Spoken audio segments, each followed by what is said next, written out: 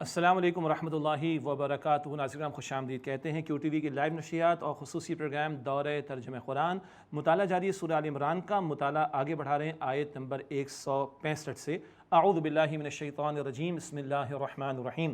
اولما اصابتکم مصیبۃ قد اصبتم مثلیہا، کیا جب تمہیں پہنچی کوئی مصیبت تو یقیناً تم اس سے دگنی انہیں پہنچا چکے تھے۔ قلتم انا ھذا، تم کہتے ہو کہ یہ کہاں سے آئی، یہ جو بات آئی ایک نقصان ہو گیا مسلمانوں کا، اللہ توجہ دلا رہا ہے۔ قل ہوا من عند انفسکم، آپ فرما دیجئے وہ تمہارے اپنے ہی پاس سے آئی ہے، وہ جو خطا کا معاملہ ہو گیا توجہ دلائی جا رہی ہے۔ ان اللہ علی کل شیء قدیر، بے شک اللہ ہر شے پر قدرت رکھنے والا ہے۔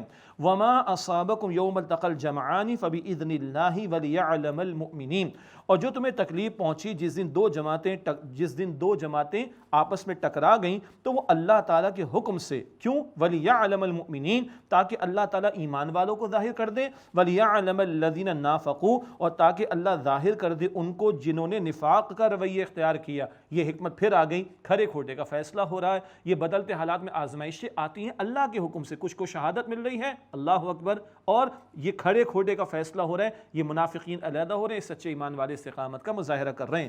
وَقِيلَ لَهُمْ تَعَالَوْا، اور ان سے کہا گیا تھا منافقین سے، آؤ، قَاتِلُوا فِي سَبِيلِ اللَّهِ أَوِ ادْفَعُوا، اللہ کی راہ میں قتال کرو یا دفاع ہی کر لو، ڈیفنس تو کر لو، کم سے کم دفاع تو کر لو۔ قالوا، انہوں نے کہا، لو نعلم قتال لاتبعناکم، اگر ہم جانتے کہ جنگ ہوگی تو ہم ضرور تمہارا ساتھ دیتے۔ ہم للکفر یومئذ اقرب منہم للایمان، اس دن وہ کفر سے زیادہ قریب تھے ایمان کی نسبت۔ دعویٰ تھا، کلمہ تو پڑھتا تھا نا منافق، دعویٰ تھا نبی علیہ السلام کو ماننے کا، مگر ساتھ نہیں دے رہا، میدان احد میں نہیں آ رہا، کونے خطرے میں بیٹھا ہوا ہے، گھر میں مزے کر رہا ہے، کہاں کا ایمان؟ بھڑکی ہماری، ارے جنگ ہوتی تو ہم آ جاتے، نہ یہ ایمان کا جھوٹا دعویٰ ان کا ہے، اور یہ ثبوت پیش نہ کر سکے تو ان کا نفاق کھل کر واضح ہو گیا۔ آگے ارشاد ہوا، یقولون بافواہہم ما لیس فی قلوبہم، وہ اپنے منہ سے کہتے ہیں وہ جو ان کے دلوں میں نہیں، دل میں کچھ زبان پر کچھ ہے، یہی نفاق ہے۔ واللہ اعلم بما یکتمون، اور اللہ خوب جاننے والا ہے وہ جو وہ چھپاتے ہیں۔ الذین قالوا لاخوانہم وقعدوا لو اطاعونا ما قتلوا، وہ لوگ کہ جنہوں نے اپنے بھائیوں کے بارے میں کہا اور خود بیٹھے رہے اگر ہماری بات مانتے تو مارے نہ جاتے۔ پھر اللہ کا تبصرہ، قل فادرؤوا عن انفسکم الموت ان کنتم صادقین، آپ فرما دیجئے تم اپنی جانوں سے موت کو ہٹا کر تو دکھاؤ اگر تم سچے ہو، تمہارے اختیار تھوڑی زندگی موت کا، اختیار تو اللہ سبحانہ وتعالی کا۔ اب بتایا جا رہا ہے شہداء کی فضیلت کے بارے میں۔ شہداء کی فضیلت سورۃ البقرہ آیت 154 میں ہم پڑھ چکے، ہمیشہ کی زندگی، اور یہاں ان کی رزق عطا کیے جانے کا بیان، اور جانے والے پیچھے والے ایمان والوں کے بارے میں کیا جذبات رکھتے ہیں، سبحان اللہ، اللہ کل کی بات اس قرآن میں آج ہمیں بتا رہا ہے۔ شہداء کی فضیلت، وَلَا تَحْسَبَنَّ الَّذِينَ قُتِلُوا فِي سَبِيلِ اللَّهِ أَمْوَاتًا، اور جو لوگ اللہ تعالیٰ کی راہ میں قتل یعنی شہید کر دیے جائیں انہیں ہرگز تم مردہ مت سمجھنا، بل احیاء عند ربہم یرزقون، بلکہ وہ زندہ ہیں اپنے رب کے پاس سے وہ رزق پاتے ہیں۔ ان کی زندگی کی کیفیت کیا ہے؟ البقرہ 154، وَلَٰكِن لَا تَشْعُرُونَ، تم سمجھ نہیں سکتے، مگر اللہ حیات جاودہ عطا فرماتا ہے اور رزق عطا فرما رہا ہے۔ آگے فرمایا، فَرِحِينَ بِمَا آتَاهُمُ اللَّهُ مِن فَضْلِهِ، خوش ہو رہے ہیں اس سے جو اللہ نے انہیں اپنے فضل میں سے عطا فرمایا۔ وَيَسْتَبْشِرُونَ بِالَّذِينَ لَمْ يَلْحَقُوا بِهِم مِّن خَلْفِهِمْ، اور وہ ان لوگوں کے بارے میں خوش ہو رہے ہیں جو ابھی انہیں ملے نہیں ان سے، ان کے پیچھے ہیں۔ اللہ اکبر، ایمان والوں میں سے جو شہادت کا رتبہ پا گئے وہ تو چلے گئے آگے، ادھر جا کے خوشیاں منا رہے کہ پیچھے ہمارے بھائی میدان میں لگے ہوں گے، حق کے لیے لگے ہوں گے، باطل سے ٹکرا رہے ہوں گے، کل انہیں بھی شہادت اگر ملے گی تو یہ مزے ان کو بھی میسر آئیں گے۔ ادھر جانے والا پیچھے والوں کے بارے میں فکر مند ہوتا ہے۔ اللہ اکبر، ایمان کیا پیارا رشتہ ہے، اور ایمان کا رشتہ کتنا ہمیشہ رہنے والا ہے اور جاری رہنے والا ہے کہ ادھر جانے والا ادھر والے مومن بھائی کے بارے میں خوشیاں منا رہا ہے۔ سبحان اللہ، اللہ خوف علیہم ولا هم يحزنون، کیا خوشیاں منا رہے ہیں، ان پر نہ کوئی خوف ہوگا اور نہ وہ غمگین ہوں گے۔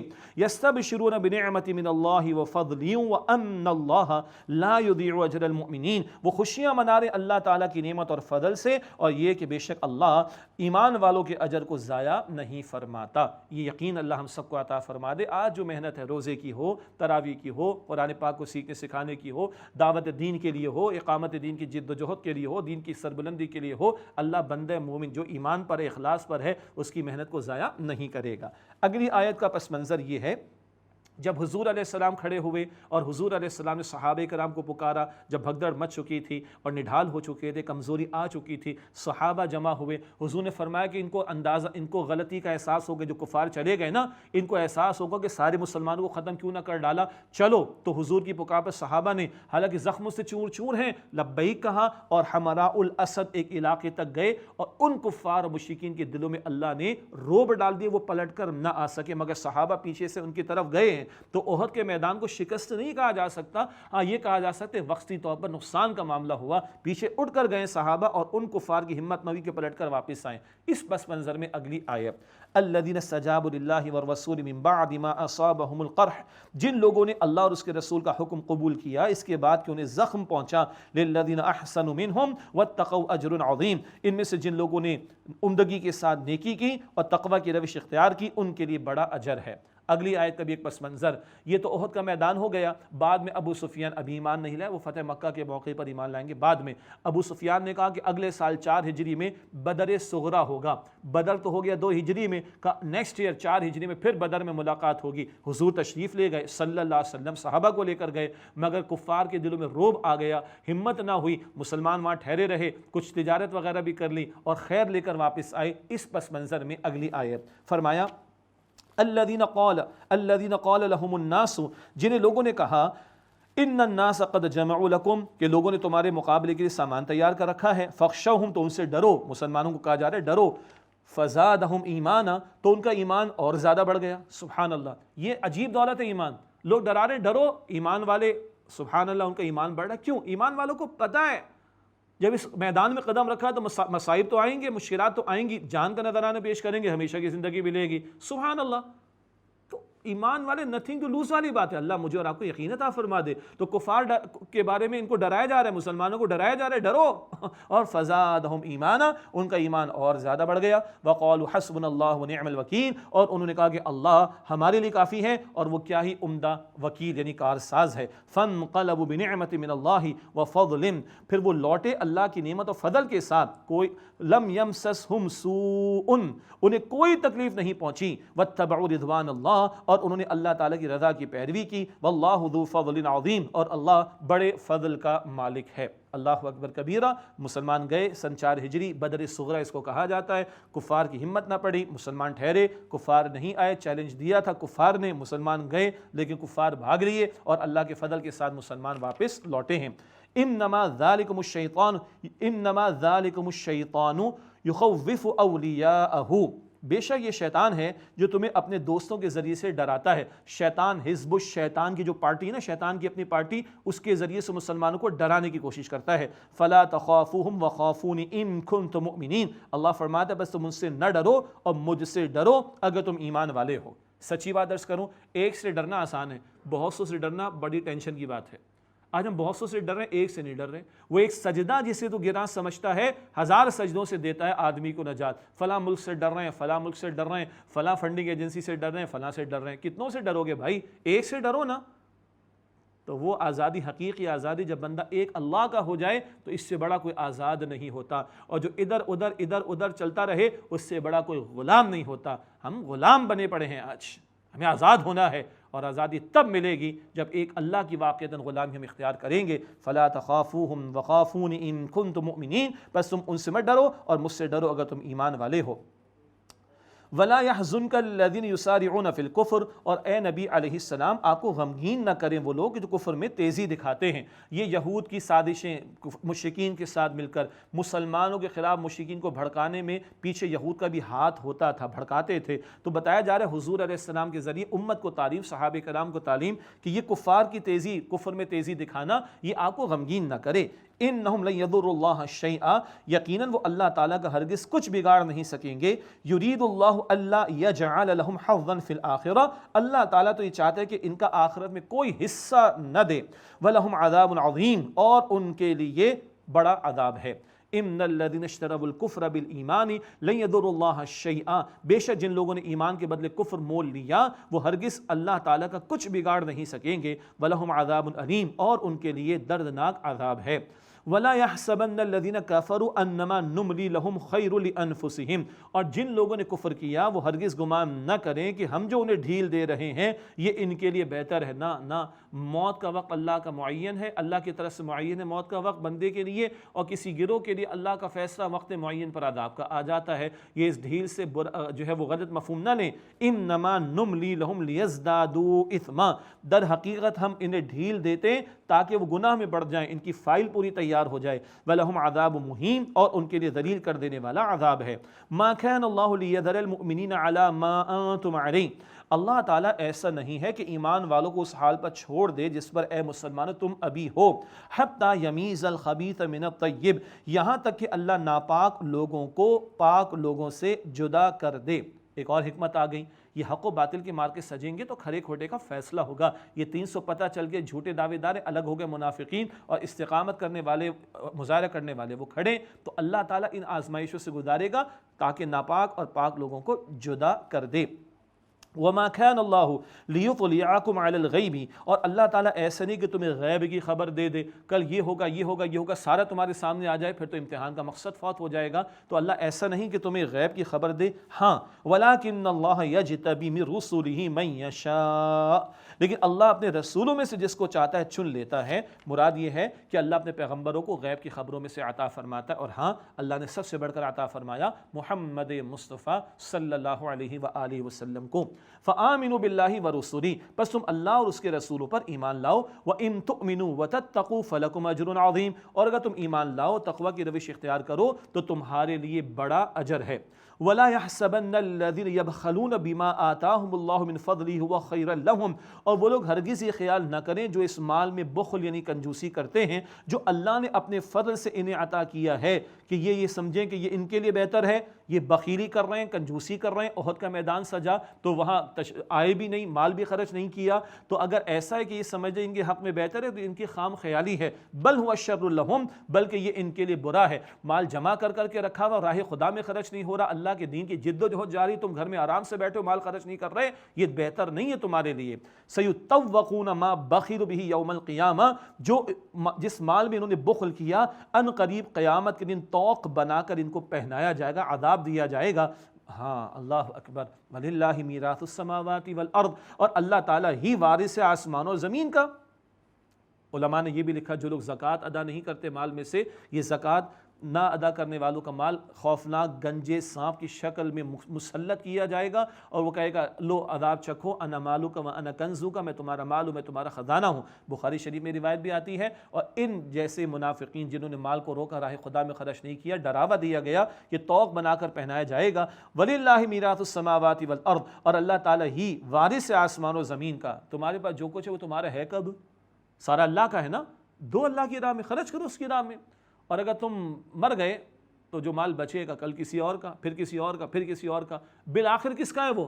اللہ کا۔ تو اللہ کا دیا ہوا اللہ ہی کی طرف لوٹاؤ، تمہیں اللہ ہمیشہ کی زندگی میں بڑھا چڑھا کر 700 گنا اور اس سے زیادہ عطا کرے گا۔ البقرہ آیت 261 میں پڑھ چکے۔ واللہ بما تعملون خبیر، اور تم جو کچھ کرتے ہو اللہ تعالیٰ اس سے خوب واقف ہے۔ یہ الحمدللہ 18واں رکوع مکمل ہوا۔ یاد آیا آپ کو؟ سورہ آل عمران کے 6 رکوع، رکوع نمبر 13 سے لے کے رکوع نمبر 18 تک الحمدللہ یہ مکمل ہوا غزوہ احد پر تبصرہ۔ اگلی آیات میں یہود کے جرائم اور ان کے کردار اور رویے کا بیان، اور اس میں ایک دو باتیں ایسی بھی ہیں جو ہمیں اپنے معاشروں میں بھی نظر آتی، اللہ حفاظت فرمائے۔ ارشاد ہوا لقد سمع اللہ قول الذین قالوا ان اللہ فقیر ونحن اغنیاء، یقیناً اللہ تعالیٰ نے ان لوگوں کی بات سن لی جن لوگوں نے کہا کہ اللہ فقیر ہے معاذ اللہ اور ہم مالدار ہیں، استغفر اللہ۔ اللہ فرماتا ہے نا، ہم نے پڑھا البقرہ میں بھی، من ذا الذی یقرض اللہ قرضا حسنا، کون ہے جو اللہ تعالیٰ کو قرض حسن دے، راہ خدا میں خرچ کرے اس کے دین کی سربلندی کے لیے۔ تو یہود نے کہا اچھا اللہ فقیر ہو گیا، استغفر اللہ استغفر اللہ معاذ اللہ۔ یہ ان کی گراوٹ کی انتہا ہے اور گستاخی کی انتہا ہے، اور ہم مالدار ہو گئے، اللہ ہم سے مانگ رہے ہیں، استغفر اللہ۔ یعنی اتنی عقل بھی نہیں ہے کہ اللہ تعالیٰ نے بندوں میں اخلاقی حص رکھی ہے، اور اللہ تعالیٰ نے دنیا کا نظام چلایا ہے، کچھ کو زیادہ کچھ کو کم دیا، کچھ زیادہ والے جن کو زیادہ دیا وہ خرچ کریں گے تو دوسروں کا بھی گھر گھر ہستی کا معاملہ چلے گا، پھر آئے خدا میں خرچ کرنا یہ بندے کے فائدے کے لیے، مگر یہ کہنے کہ اللہ فقیر ہو گیا معاذ اللہ مالدار، یہ ان کی گستاخیوں کی انتہا ہے جو قرآن پاک نقل کر رہا ہے۔ اللہ تعالیٰ فرما رہے ہیں ان کے بارے میں سنکتب ما قالوا وقتلهم الانبیاء بغیر حق، جو انہوں نے کہا اور ان کا انبیاء کو ناحق قتل یعنی شہید کرنا ہم لکھ رہے ہیں۔ وَنَقُولُ ذُوقُوا عَذَابَ الْحَرِيقِ، اور کہیں گے چکھو جلانے والے عذاب کو۔ کل ان ظالموں کے لیے جہنم کے عذاب میں آگ کا عذاب ہوگا، کئی اور عذاب بھی ہوں گے، یہاں جلانے والے عذاب کا ذکر آیا۔ فرمایا ذَلِكَ بِمَا قَدَّمَتْ أَيْدِيكُمْ وَأَنَّ اللَّهَ لَيْسَ بِظَلَّامٍ لِلْعَبِيدِ، یہ اس کا بدلہ ہے جو تمہارے ہاتھوں نے کمائی آگے بھیجی، اور بے شک اللہ تو اپنے بندوں پر بالکل بھی ظلم فرمانے والا نہیں۔ جو جہنم میں جا رہے اپنے انگارے خود تیار کر رہے، یہ ذکر اللہ تعالیٰ فرما رہا ہے۔ انہی یہود کا اور اہل کتاب کا ایک اور طرز عمل جس پر اللہ تعالیٰ سرزنش فرما رہا ہے، ارشاد ہوا الذین قالوا ان اللہ عہد الینا الا نؤمن لرسول حتی یأتینا بقربان تأکلہ النار، جن لوگوں نے کہا کہ اللہ تعالیٰ نے ہم سے وعدہ کر رکھا ہے کہ ہم کسی رسول پر ایمان نہ لائیں یہاں تک کہ وہ رسول ہمارے پاس قربانی لے کر آئے جسے آگ کھا لے۔ اس زمانے میں ماضی میں آگ آسمان سے آتی، جانور کی قربانی جو پیش کی جاتی اس کو قربانی کے جانور کو کھا لیتی، یہ قبولیت کی علامت ہوتی کہ آگ نے آسمان سے آ کر قربانی کو کھا لیا، جانور کو کھا لیا۔ کہنے لگے ہم تو بس اس وقت مانیں گے جب کوئی رسول ایسی قربانی دکھائے کہ آگ آسمان سے آ کر کھا لے۔ اللہ تعالیٰ کا تبصرہ قُلْ قَدْ جَاءَكُمْ رُسُلٌ مِّن قَبْلِي بِالْبَيِّنَاتِ وَبِالَّذِي قُلْتُمْ فَلِمَ قَتَلْتُمُوهُمْ إِن كُنتُمْ صَادِقِينَ، اے نبی صلی اللہ علیہ وسلم فرما دیجئے یقیناً تمہارے پاس مجھ سے پہلے بہت سے رسول آئے واضح نشانیوں کے ساتھ، اور اس کے ساتھ وہ قربانی معاف کیجئے گا وَبِالَّذِي قُلْتُمْ، اور اس قربانی کے ساتھ جو تم کہتے ہو فَلِمَ قَتَلْتُمُوهُمْ إِن كُنتُمْ صَادِقِينَ، پھر تم کیوں انہیں قتل یعنی شہید کرتے رہے اگر تم سچے ہو۔ اگر تم کہتے ہو کہ اس رسول کو مانیں گے جو ایسی قربانی پیش کرے اس کو آسمان سے آ کر آگ کھا جائے، تو تم نے تو پچھلے انبیاء کو جو یہ لے کر آئے انہیں بھی شہید کیا، تو تم تو جھوٹے ہو۔ اللہ اکبر، بتاؤ ان کنتم صادقین، کیوں نہ تم نے ان کو مانا؟ اللہ اکبر، کیوں ان کا انکار کیا یا کیوں ان کی مخالفت تم نے کی؟ اس کا مطلب ہے تم جھوٹ بولتے ہو۔ فَإِن كَذَّبُوكَ فَقَدْ كُذِّبَ رُسُلٌ مِّن قَبْلِكَ جَاءُوا بِالْبَيِّنَاتِ وَالزُّبُرِ وَالْكِتَابِ الْمُبِينِ، پھر اگر اے نبی علیہ السلام یہ لوگ آپ کو جھٹلائیں تو یقیناً آپ سے پہلے بہت سے رسولوں کو جھٹلایا گیا جو کھلی نشانیاں، واضح نشانیاں لے کر آئے اور صحیفے اور روشن کتابیں لے کر آئے، مگر ان لوگوں کی ہٹ دھرمی تھی کہ پیغمبروں کا انکار کیا اور بعض انبیاء کو انہوں نے شہید تک کیا۔ اب اگلی آیت کریمہ میں بہت بڑی حقیقت کا بیان، ایسی حقیقت کہ کافر بھی مانتا ہے مسلمان بھی، اور وہ موت کی حقیقت ہے۔ کیا فرمایا جا رہا ہے؟ کل نفس ذائقۃ الموت، ہر نفس کو موت کا مزہ چکھنا ہے۔ اللہ کو ماننے والے بھی مانتے ہیں کہ موت آئے گی، اللہ کو نہ ماننے والے بھی مانتے ہیں کہ موت آئے گی۔ موت ایک ایسی اٹل حقیقت ہے کہ کافر اور مسلمان سب مانتے ہیں۔ ہم مانتے ہیں نا؟ الحمدللہ ہم مرنے کو تیار ہیں۔ رمضان شریف میں تو سب تیار ہیں، ویسے پوچھیں تیار ہیں؟ اللہ کے ساتھ معاملات ٹھیک ہیں؟ مخلوق کے ساتھ معاملات ٹھیک ہیں؟ چیک کیجئے گا، میں بھی اور آپ بھی۔ آگے چلیں، کل نفس ذائقۃ الموت، ہر نفس کو موت کا مزہ چکھنا ہے۔ وَإِنَّمَا تُوَفَّوْنَ أُجُورَكُمْ يَوْمَ الْقِيَامَةِ، اور تمہیں قیامت کے دن تمہارے اعمال کا پورا پورا بدلہ دیا جائے گا۔ دنیا میں عمل کا موقع، آخرت نتائج۔ کامیاب کون ہوگا؟ فَمَنْ زُحْزِحَ عَنِ النَّارِ وَأُدْخِلَ الْجَنَّةَ فَقَدْ فَازَ، پس جو جہنم کی آگ سے بچایا گیا اور جنت میں داخل کیا گیا یقیناً وہ کامیاب ہوا۔ اللہم انا نسألک جنت الفردوس، اے اللہ ہم تجھ سے جنت الفردوس کا سوال کرتے ہیں۔ اللہم اجرنا من النار، اے اللہ ہمیں آگ کے عذاب سے بچا لے۔ کیا واقعی ہم آخرت کے بارے میں فکر مند ہیں؟ اصل کامیابی تو یہ ہے جو جہنم کی آگ سے بچایا گیا اور جنت میں داخل کیا گیا، یقیناً وہ کامیاب ہوا۔ وما الحیات الدنیا الا متاع الغرور، اور دنیا کی زندگی دھوکے کے سامان کے سوا کچھ نہیں ہے، یہ دھوکہ ہے۔ سامان 100 برس کا پل کی خبر نہیں، ہر ایک جا رہا ہے بیل دے کے جا رہا ہے، تم بھی آؤ گے میرے پیچھے پیچھے، جانے والا انتقال کرنے والا مجھے اور آپ کو بلا رہا ہے، اور یہ دنیا بہرحال دھوکے کا سامان ہے۔ اس پر آئندہ بھی بات ہوتی رہے گی انشاءاللہ۔ اب مخالفت آتی تھی کفار و مشرکین کی طرف سے، ایمان والوں کو صبر کی تلقین کی جا رہی ہے۔ فرمایا لَتُبْلَوُنَّ فِي أَمْوَالِكُمْ وَأَنفُسِكُمْ، تم اپنے مالوں اور اپنی جانوں میں ضرور آزمائے جاؤ گے، مخالفت ہوگی اور آزمائشیں بھی آئیں گی۔ وَلَتَسْمَعُنَّ مِنَ الَّذِينَ أُوتُوا الْكِتَابَ مِن قَبْلِكُمْ وَمِنَ الَّذِينَ أَشْرَكُوا أَذًى كَثِيرًا، اور تم ضرور سنو گے ان لوگوں سے جنہیں تم سے پہلے کتاب دی گئی اور مشرکین سے بھی اذیت دینے والی باتیں بہت ساری۔ وہ کبھی گستاخی بھی کریں گے، معاذ اللہ، کردار کشی کریں گے، الزام تراشی کریں گے، یہ سب کو تمہیں برداشت کرنا پڑے گا۔ ہاں وَإِن تَصْبِرُوا وَتَتَّقُوا، اور اگر تم صبر کرو اور تقوی کی روش اختیار کرو۔ ان کے مقابلے میں تمہاری قوت کیا ہے؟ تقوی، گناہوں سے بچنا، اللہ کی اطاعت پر آنا، اللہ کے ساتھ تمہارا تعلق مضبوط ہونا۔ فَإِنَّ ذَلِكَ مِنْ عَزْمِ الْأُمُورِ، تو بے شک یہ بڑی ہمت کے کاموں میں سے ہے۔ یاد رہے صبر ہمیشہ صبر نہیں ہے، کبھی اقدام بھی ہوتا ہے اور کبھی کفار کے خلاف جو ہے وہ اقدام بھی کیا جاتا ہے، کبھی گستاخان رسول کی گردنیں بھی اڑائی جاتی ہیں۔ یہ بات قرآن پاک میں بھی آتی ہے، سیرت کی کتابوں میں بھی آتی ہے، ہر بات اپنے اپنے موقع پر انشاءاللہ بیان میں لائیں گے۔ آگے فرمایا وَإِذْ أَخَذَ اللَّهُ مِيثَاقَ الَّذِينَ أُوتُوا الْكِتَابَ لَتُبَيِّنُنَّهُ لِلنَّاسِ وَلَا تَكْتُمُونَهُ، اور یاد کرو جب اللہ سبحانہ وتعالیٰ نے اہل کتاب سے یہ عہد لیا کہ تم اسے لوگوں کے لیے ضرور بیان کرنا اور اسے مت چھپانا، ان کی ذمہ تھا کہ کتاب پہنچائیں لوگوں تک۔ فَنَبَذُوهُ وَرَاءَ ظُهُورِهِمْ وَاشْتَرَوْا بِهِ ثَمَنًا قَلِيلًا، بس انہوں نے اسے پیٹھ کے پیچھے ڈال دیا اور اس کے بدلے تھوڑی قیمت حاصل کی۔ فَبِئْسَ مَا يَشْتَرُونَ، تو کتنا برا ہے جو وہ خریدتے ہیں۔ یہ موضوعات البقرہ میں آ گئے، دنیا کے چند مفادات اور ٹکوں کی خاطر اللہ کی کتاب میں تحریف کر ڈالی ان لوگوں نے۔ اگلی آیت میں بتایا جا رہا ہے کچھ لوگ ہیں جو بڑے خوش ہوتے ہیں کہ ان کی تعریف کی جائے، حالانکہ عمل کچھ نہیں ہوتا، اور جھوٹی تعریفیں ان کو بڑی پسند آتی ہیں۔ غور کیجئے قرآن پاک میں ذکر آ رہا ہے لا تحسبن الذين يفرحون بما اتوا ويحبون ان يحمدوا بما لم يفعلوا، آپ ہرگز عذاب سے محفوظ نہ سمجھیں ان لوگوں کو جو خوش ہوتے ہیں اس پر جو انہوں نے کرتوت انجام دیے، اور چاہتے ہیں کہ ان اعمال پر ان کی تعریف کی جائے جو انہوں نے کیے نہیں۔ فَلَا تَحْسَبَنَّهُمْ بِمَفَازَةٍ مِّنَ الْعَذَابِ، پس آپ انہیں عذاب سے رہا شدہ نہ سمجھیں۔ وَلَهُمْ عَذَابٌ أَلِيمٌ، اور ان کے لیے دردناک عذاب ہے۔ یہ یہود کا بھی طرز عمل، اعمال تو کچھ ہے نہیں مگر یہ کہ ان کی تعریفیں ہوتی رہیں، چاہتے ہیں کہ ان کی تعریفیں ہوں۔ پہلے ادوار میں شعراء ہوتے تھے، ان کو پیسے دے کے لوگ اپنی تعریفیں کرواتے تھے۔ آج تو پورا میڈیا ہے، ہر طرح کا میڈیا ہے، اور اپنی تعریفیں کروائی جاتی ہیں، جھوٹی تعریفیں کروائی جاتی ہیں، اشعار لکھوائے جاتے ہیں، سپاس نامے پیش کروائے جاتے ہیں، اور بڑے بڑے پروگرامز کروائے جاتے ہیں۔ استغفر اللہ، عمل تو کچھ ہے نہیں، عمل سے فرار، میدان عمل سے فرار، چاہتے ہیں کہ ہماری تعریفیں کی جائیں۔ استغفر اللہ۔ بعض لوگ کہتے ہیں فلاں پیر کے ساتھ تعلق رکھتے ہیں، فلاں کی نسل سے۔ ارے اللہ کے بندو، اہل کتاب تو ابراہیم علیہ السلام کی نسل سے تھے، اللہ کہتے تمہارا کوئی تعلق نہیں اگر ابراہیم علیہ السلام کی دعوت قبول نہیں کرتے، توحید پر نہیں آتے، اور شرک کو نہیں چھوڑتے، اور کفر کو نہیں چھوڑتے۔ اللہ اکبر کبیرہ۔ ہم بھی اپنے معاشرے میں دیکھ لیں، ہمیں تعریفوں کے شوق تو نہیں۔ اللہ میری آپ کی ہم سب کی حفاظت فرمائے، سچا ایمان اور اس کے تقاضوں پر عمل کی توفیق عطا فرمائے۔ وَلِلَّهِ مُلْكُ السَّمَاوَاتِ وَالْأَرْضِ، اور اللہ تعالیٰ ہی کے لیے بادشاہت آسمان اور زمین کی۔ وَاللَّهُ عَلَى كُلِّ شَيْءٍ قَدِيرٌ، اور اللہ ہر شے پر قدرت رکھنے والا ہے۔ اس کے بعد 20واں اور آخری رکوع ہے سورہ آل عمران کا، اور اگلے رکوع کی جو آیات ہیں بہت پیاری، بہت قیمتی۔ بڑا عجیب معاملہ ہے، جس رات یہ آیات نازل ہوئیں اللہ کے رسول پوری رات روئے ہیں صلی اللہ علیہ وسلم۔ اللہ کے رسول روئے ہیں۔ صبح بلال نے پوچھا یا رسول اللہ آپ روتے ہیں؟ فرمایا کہ ہاں بلال، اللہ نے یہ تحفہ آج مجھے عطا فرمایا۔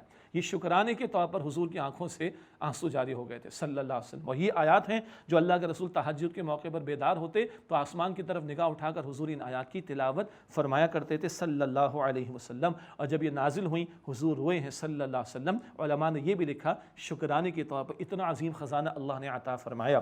دو اصطلاحات ذہن میں رکھیے گا، ایمان عقلی اور ایمان سمعی۔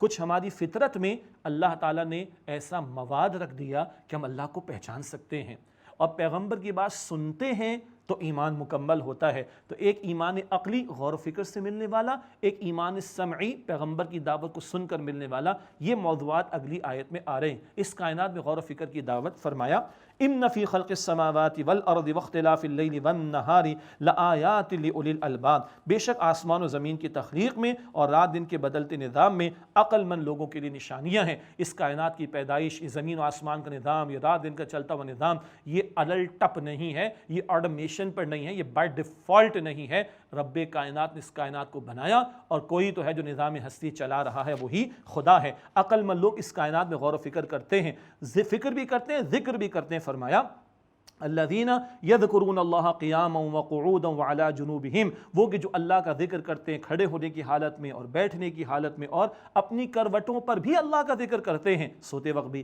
ویتفکرون فی خلق السماوات والارض، اور وہ آسمان و زمین کی تخلیق میں غور و فکر کرتے ہیں۔ ذکر بھی ضروری، فکر بھی ضروری۔ کچھ لوگ فکر میں لگ گئے، ذکر نہیں کرتے، کچھ ذکر میں لگ گئے، فکر نہیں کرتے۔ دونوں ضروری ہیں۔ اور کس نتیجے پر پہنچیں گے؟ ربنا ما خلقت ھذا باطلا، اے ہمارے تو نے یہ سب کچھ بیکار پیدا نہیں کیا۔ کائنات پر غور کریں گے، خالق کو پہچان لیں گے۔ کائنات پر غور کریں گے، با مقصد پائیں گے۔ تو کائنات با مقصد ہے، ہم بھی با مقصد ہے۔ اللہ نے اپنی عبادت کے لیے پیدا کیا، بیکار پیدا نہیں کیا۔ ربنا ما خلقت ھذا باطلا، اے ہمارے رب تو نے سب بیکار پیدا نہیں کیا۔ سبحانک فقینا عذاب النار، پس تو پاک ہے کس بات سے کہ اے اللہ تو بیکار کسی شے کو پیدا کرے، تو پاک ہے۔ فقینا عذاب النار، پس ہمیں آگ کے عذاب عذاب سے بچا لیں۔ ربنا انک من تدخل النار فقد اخزیتہ، اے ہمارے رب جس کو تو نے جہنم کی آگ میں داخل کیا اس کو تو نے رسوا کر دیا یقیناً، وما للظالمین من انصار، اور ظالمین کا کوئی مددگار نہیں۔ یہ ہے توحید سے آخرت کا سفر، توحید کی دلائل ہماری فطرت میں، اور بندہ غور کرے تو آخرت تک پہنچ سکتا ہے، البتہ تفصیل پیغمبر کی دعوت سے ملتی ہے، وہ ذکر اگلی آیت میں آئے گا۔ ایک وقفہ لیتے ناظرین کرام، اس کے بعد سلسلہ انشاءاللہ جاری رکھیں گے دورہ ترجمہ قرآن کا۔ السلام علیکم ورحمۃ اللہ وبرکاتہ۔